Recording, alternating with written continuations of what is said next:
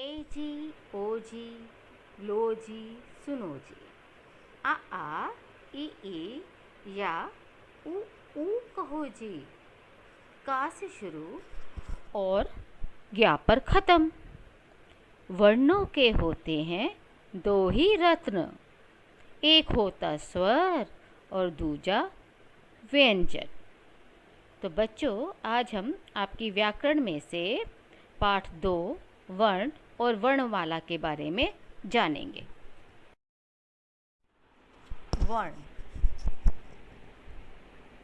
वर्ण भाषा की सबसे छोटी इकाई होते हैं, जिन्हें तोड़ा नहीं जा सकता। अब तोड़ा नहीं जा सकता का क्या अर्थ है बच्चों?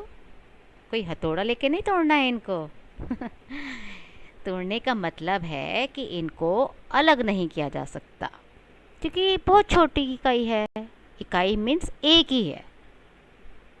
जैसे मैं कहूँ अ, तो आ में आपको सिर्फ आ की ही ध्वनि सुनाई दे रही है। ई में सिर्फ ई की ही ध्वनि सुनाई दे रही है। तो जब बच्चों ध्वनि ही एक निकल रही है, तो भला हम इसे कैसे तोड़ सकते हैं, है ना? तो वर्ण यानी कि जब हम कुछ भी बोलते हैं, हमारे मुंह से कई प्रकार की ध्वनियाँ निकलती हैं। तो प्रत्येक ध्वनि को हम लिखने के लिए एक निश्चित चिन्ह का प्रयोग करते हैं। इन्हीं चिन्हों को वर्ण या अक्षर कहते हैं। हम कुछ भी लिखेंगे तो आपको पता है उसकी कोई ना कोई आकृति होती है। जैसे मैंने कहा आ, तो आपको पता है आ कैसे लिखा जाएगा। मैं बोलूँ क, तो आपको पता है का कैसे लिखा जाता है ना? तो इन्हीं चिन्हों को हम वर्ण या अक्षर कहते हैं।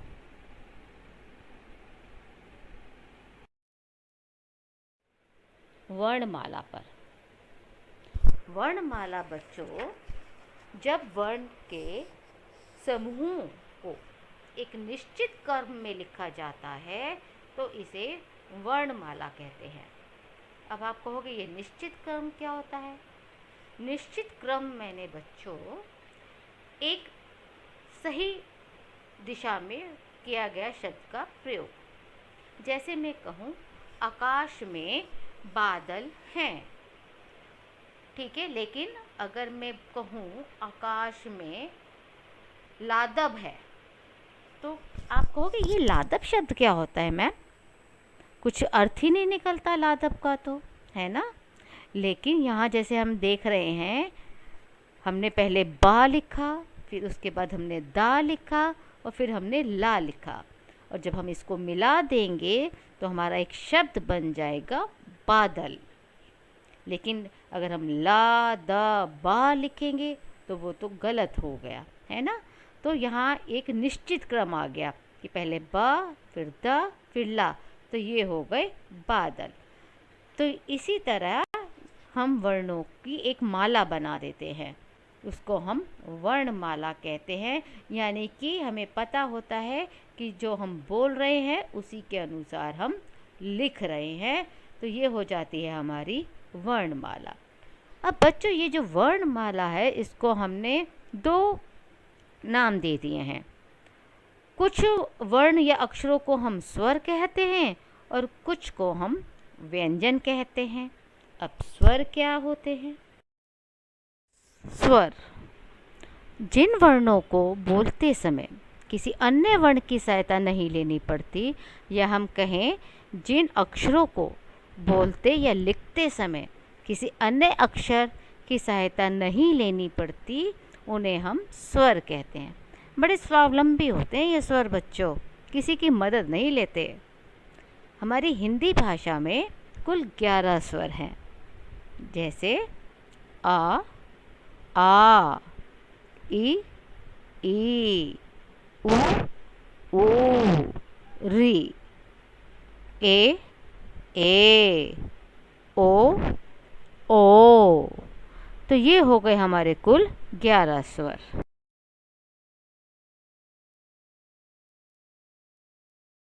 अयोग वहा कहते हैं। ये देखिए अयोग वहा। सबसे पहले इसमें आता है अंग। जैसे आप कहते हो ना अंगूर, अंग से अंगूर, है ना, तो ये अंग की ध्वनि देता है। इसे हम अनुस्वार कहते हैं। इसे बोलने में नाक से ध्वनि निकलती है, जैसे बंदर, चंदन, अंदर, ठंडा, झंडा आदि।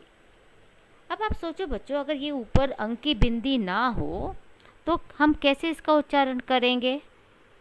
बदर, चदन, अदर, ठडा, है ना। लेकिन जब हम इनके ऊपर अनुस्वार लगा देते हैं, बिंदी लगा देते हैं, तो ये सही शब्द बोले जाते हैं। बंदर, चंदन, अंदर, ठंडा आदि। फिर आते हैं हम आह पर। इसको विसर्ग कहते हैं। और आह यानी का प्रयोग बच्चों, यानी कि विसर्ग का प्रयोग संस्कृत भाषा में होता है, पर हिंदी भाषा में भी कई शब्द आते हैं जिसमें हम विसर्ग का प्रयोग करते हैं।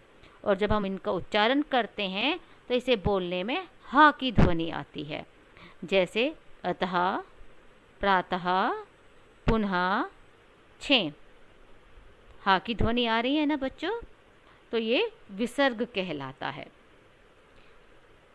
फिर आते हैं चंद्र बिंदु या अनुनासिक पर।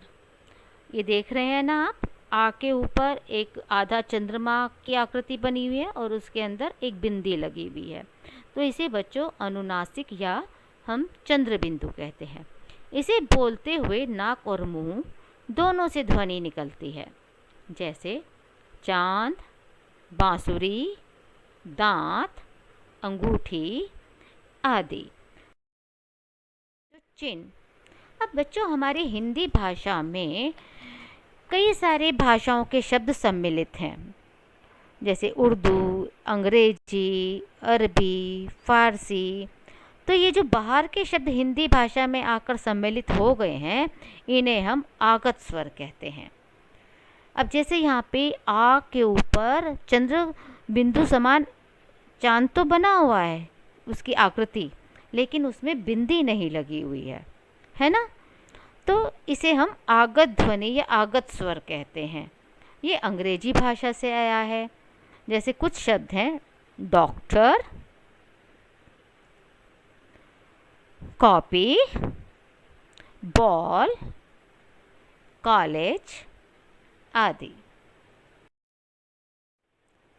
उम्मीद करती हूँ बच्चों आपको स्वर समझ में आ गए होंगे। और अब आते हैं हम व्यंजनों पर। अब व्यंजन क्या हैं?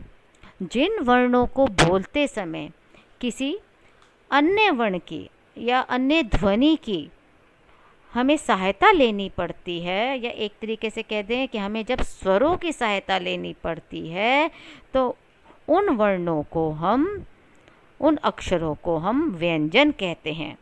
सभी व्यंजनों को बोलने के लिए आ स्वर का प्रयोग किया जाता है।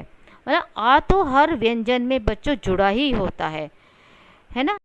व्यंजन का अब जैसे मैं उदाहरण देती हूँ आपको, क, तो आपको का के साथ आ का स्वर भी सुनाई दे रहा है। माँ में भी आ का स्वर सुनाई दे रहा है। ल, हा, है ना। तो आ तो बच्चों हर व्यंजन में जुड़ा ही होता है। और हमारी हिंदी भाषा में कुल 33 व्यंजन हैं, ये देखिए। और एक बात और तो बताना भूल ही गई बच्चों में, व्यंजन को कभी कभी हमें स्वर के बिना भी दिखाना होता है या लिखना होता है। तो जब हम व्यंजन को बिना स्वर के दिखाते हैं तो हम उसके नीचे एक टेढ़ी रेखा का प्रयोग करते हैं। ये देख रहे हो ना आप, इसको हम हलंत कहते हैं। तो जब ये हलंत लग जाता है तो इसका अर्थ है कि उस व्यंजन में से स्वर हट गया है। इसका आगे प्रयोग कैसे होगा वो हम आगे पढ़ेंगे, ठीक है बच्चों। तो हमारी हिंदी भाषा में कुल 33 व्यंजन हैं। ये हैं क, ख, ग, घ, ण, च, छ, ज, झ, न्या, ट, ठ, ड, ढ, ण, त, थ, द, ध, न, प, फ, ब, भ, म, य, र, ल, व, श, श, स, ह। ये हमारे कुल 33 व्यंजन हैं। इनके अलावा बच्चों ड और ढ ये ऐसे शब्द हैं, या तो ये शब्द के बीच में आते हैं या अंत में आते हैं। ड और ढ से कभी भी किसी भी शब्द की शुरुआत नहीं होती बच्चों, आरंभ में नहीं आते। ये हमेशा या तो किसी भी शब्द के बीच में आएंगे या अंत में आते हैं, जैसे सड़क, सीढ़ी। तो ये तो हो गए हमारे बच्चों स्वर और व्यंजन। अब बच्चों व्यंजन भी कई प्रकार के होते हैं। इन जो 33 मैंने व्यंजन बताए उनके अलावा बच्चों 4 हमारे संयुक्त व्यंजन होते हैं, या इनको हम संयुक्ताक्षर भी कहते हैं। ठीक है, ये हैं क्ष, त्र, ज्य और श्र। अब श जो है ये बेटा 2 अलग अलग व्यंजनों के मेल से बनते हैं, जिसे हम संयुक्त व्यंजन कहते हैं। संयुक्त मैंने जोड़ना। जब हमने अलग अलग 2 व्यंजनों को एक साथ जोड़ दिया, उनसे जो एक नया व्यंजन बना उसको हम संयुक्त व्यंजन या संयुक्ताक्षर कहते हैं। अब पहला लेते हैं हम क्ष। अब ये जो बच्चों क्ष है ये मिला है क और श से मिलकर, जैसे अक्षर, कक्षा। फिर आता है त्र। त्र भी बच्चों हमारे 2 अलग अलग व्यंजन से मिलकर बना है, त और रा। तो ता में जब हमने रा को मिला दिया तो वो बन गया त्र, जैसे नक्षत्र, पत्र। ठीक है, फिर आते हैं ज्या। लेकिन बच्चों बोलचाल की भाषा में इसको ज्ञा बोलते हैं, है ना। लेकिन आप यहाँ देख रहे हो कि जो ज्या है ये जा में जब हमने न्या को मिला दिया तब बना ज्या। लेकिन कोई भी इसका उच्चारण ज्या नहीं करता, सब इसको ज्ञा बोलते हैं, जैसे ज्ञान, ज्ञानी, विज्ञान, है ना। फिर एक और आता है हमारा श्र। अब बच्चों ये जो श्र है इसमें आपको श और रा की ध्वनि सुनाई दे रही है ना। श्र, श, और जब रा को हमने एक साथ मिला दिया, उन दोनों को जोड़ दिया, संयुक्त कर दिया, तो ये बन गया हमारा श्र।